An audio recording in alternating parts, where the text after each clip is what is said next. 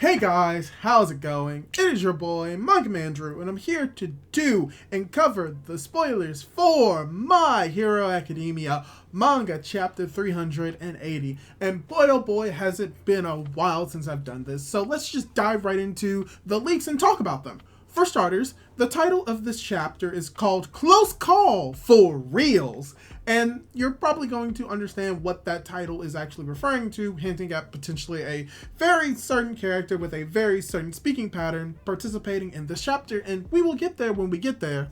But we start this chapter off with Gentle saying that his quirk is already at its limit and that the flying trampoline is about to be undone. Labrava asks him to hang on just a little longer because she is almost done with the new program.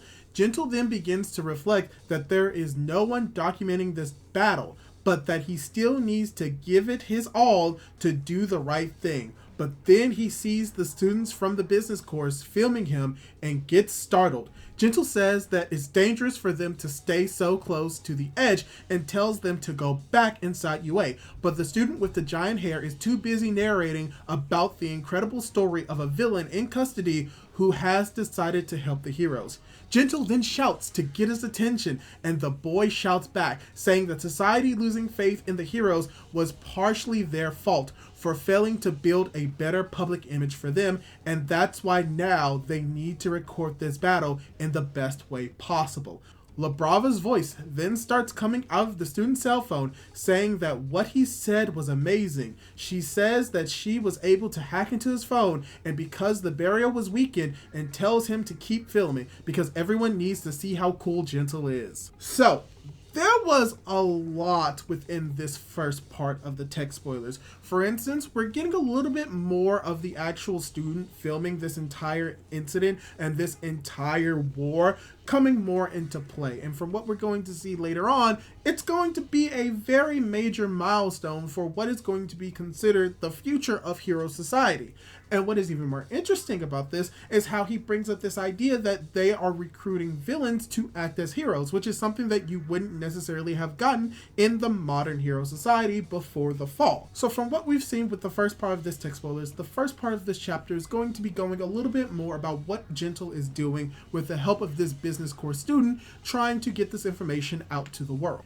And going from there with the next part of the tech spoilers, we then see that Labrava has started live streaming on various websites using the footage that is being recorded. She has also completed the new security system and got UA floating again, for which Gentle praises her. However, even though things seem to be getting better, one of Twice's clones say, "Eliminate the heroes." That's when we see that they have pushed Aizawa out of UA. Mike jumps to try to catch him, but the two of them fall into a portal while Kurogiri keeps glitching.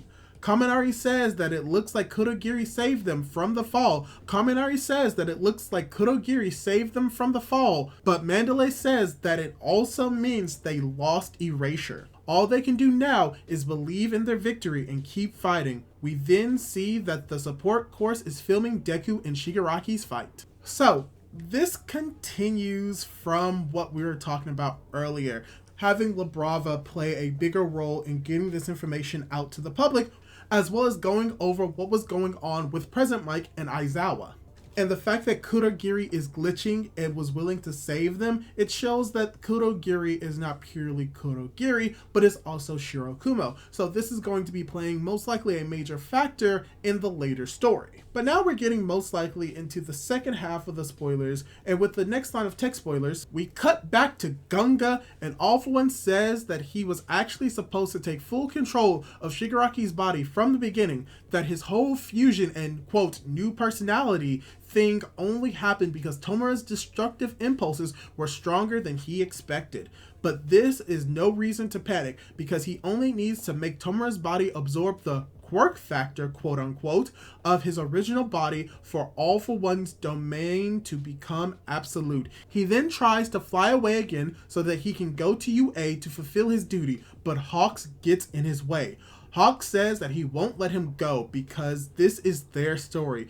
He'll kill All For One for the sake of the new generation. He makes a feint pretending to attack with his sword, then boosts it with his feathers, but it's useless. All For One laughs and uses an attack that destroys Hawks' body. And this is where the spoilers got very interesting. It alludes to the idea that Hawks is dead in this chapter.